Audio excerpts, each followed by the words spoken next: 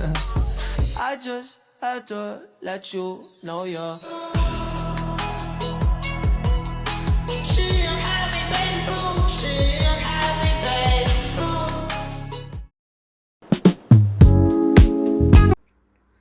Pengertian ijtihad.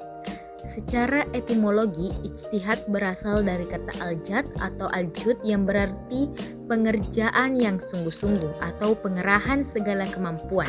Dalam terminologi hukum Islam, ijtihad adalah usaha maksimal seorang ahli fikih mujtahid untuk merumuskan hukum syariat yang bersifat praktis melalui metode penggalian hukum dari dalil-dalil yang rinci, Al-Quran dan hadis. Dasar hukum ijtihad. Pertama, Al-Quran.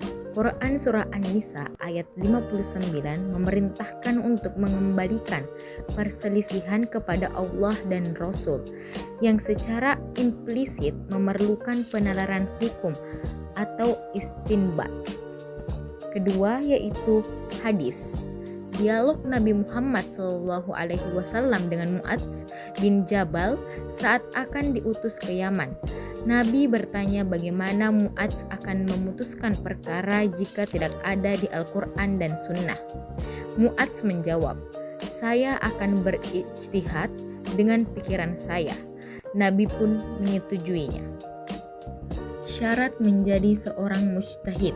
Tidak semua orang boleh melakukan ijtihad. Seorang mujtahid harus memenuhi kriteria ketat sebagai berikut, yaitu menguasai bahasa Arab, memahami struktur bahasa, sastra dan kaidah bahasa Arab untuk memahami teks wahyu secara akurat, memahami Al-Quran dan As-Sunnah, terutama ayat-ayat dan hadis yang berkaitan dengan hukum, ayat Al-Ahkam, menguasai ushul fiqh, memahami metodologi pengambilan hukum, mengetahui masalah ijma, kesepakatan, agar tidak menetapkan hukum yang bertentangan dengan kesepakatan ulama terdahulu, memahami maqasid asy-syariah, memahami tujuan-tujuan disyariatkannya hukum, melindungi agama, jiwa, akal, keturunan, dan harta.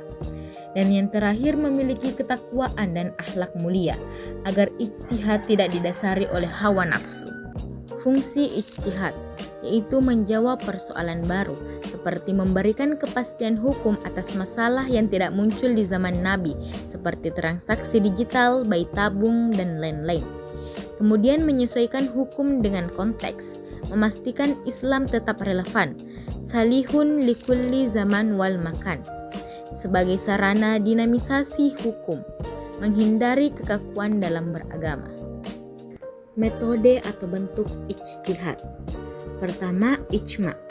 Ijma adalah kesepakatan para mujtahid ahli hukum Islam dari umat Muhammad SAW pada suatu masa setelah beliau wafat terhadap suatu hukum syara.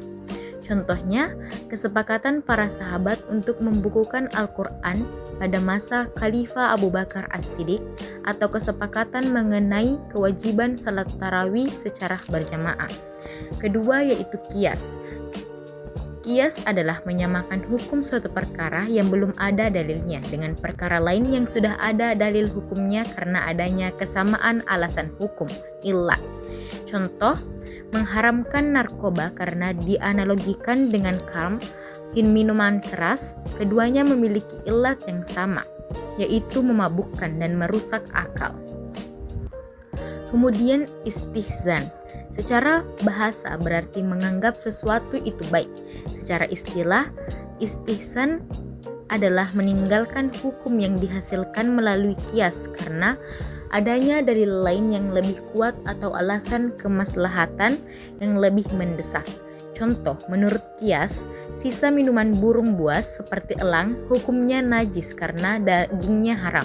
Namun, melalui istihsan, sisa minuman tersebut dianggap suci karena burung minum menggunakan paruh atau tulang, berbeda dengan binatang buas yang minum menggunakan lidah yang bercampur liur. Kemudian, maslahah mursalah, menetapkan hukum atas suatu perkara yang tidak ada dalil spesifik yang memerintahkan atau melarangnya. Namun, jika dilakukan dilakukan akan membawa kebaikan dan jika ditinggalkan akan membawa kerusakan. Contoh pembuatan KTP, paspor, atau undang-undang lalu lintas. Hal ini tidak diatur dalam Al-Quran namun sangat penting untuk ketertiban masyarakat. Kedudukan hukum ijtihad. Ijtihad adalah produk pemikiran manusia yang bersifat zani, relatif atau dugaan kuat, bukan mutlak seperti wahyu. Jika seorang mujtahid benar, ia mendapat 2 pahala. Jika seorang mujtahid salah, ia tetap mendapat 1 pahala atas usahanya, selama ia memenuhi syarat sebagai mujtahid.